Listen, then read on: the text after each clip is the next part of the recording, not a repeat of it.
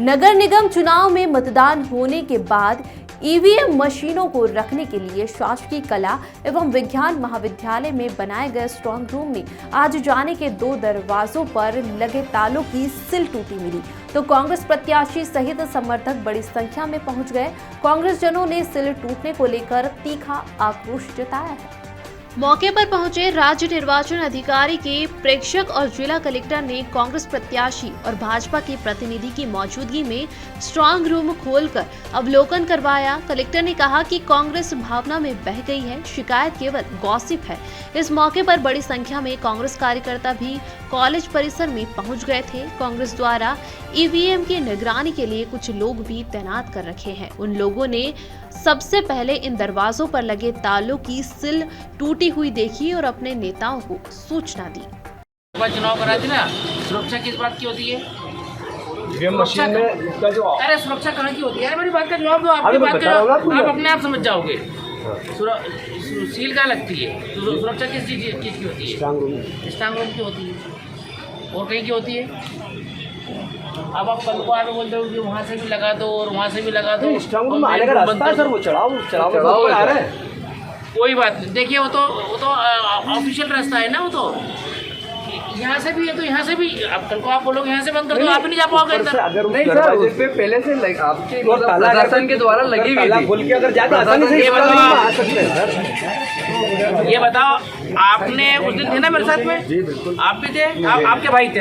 हुई है वो तो बिल्कुल सिल लगी हुई है बराबर प्रॉपर, परंतु उस कमरों तक पहुंचने के 2 चढ़ाव हैं।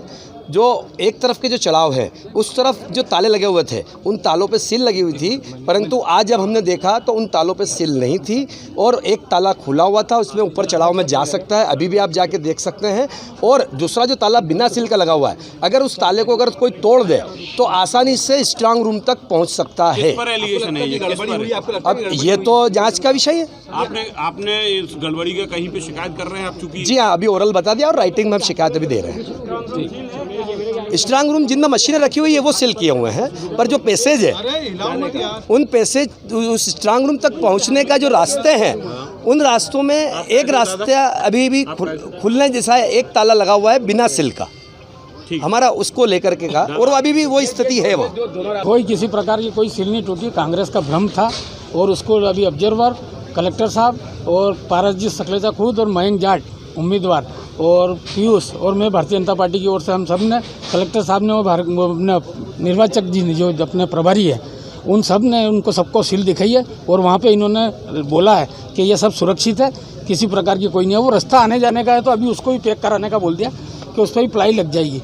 उस रास्ते से कुछ नहीं होता, रास्ता आने जाने जहाँ स्ट्रांग रूम में जहाँ मशीनें रखी है वहाँ बिल्कुल सील है, जिसके साइन थे वो सब साइन है, ना एक के भी आगे पीछे कुछ भी नहीं। कल एक आरोप लगा है कि आपकी पार्टी के मनोहर पुरवाल को लेकर एसडीएम यहाँ पे गए थे तो पूरे रूम दिखाने के लिए, और प्रशासन जो है पूरी तरह से भाजपा का एजेंट बन के काम कर रहा है। रूम दिखाने के लिए नहीं, क्या हुआ था उसमें, क्या हुआ था कि ये 24 टेबल लगा रहे थे, जो गणना के लिए 24 लगा रहे थे, लेकिन हमने कलेक्टर साहब से निवेदन किया कि 24 की जगह आप पूरे 49 लगाएं ताकि एक ही साथ में सबकी गिनती हो। नहीं तो क्या हो रहा था, पहले 24 वार्डों की गिनती होती, 25 उम्मीदवार जो इंतजार करते, उसके बाद उन 25 को हमने कहा कि जब यहाँ 5 विधानसभा की गणना हो सकती है तो फिर अपना 49 वार्डों की नहीं, तो उन्होंने उसके लिए 2 रूम की और व्यवस्था की। 24 तो विवेकानंद हॉल में होंगे और ऊपर 2 रूम, तो संभव तो कभी हो सकता है कि वो 2 रूम देखने गए, लेकिन वहाँ कांग्रेस के प्रतिनिधि को बुलाना,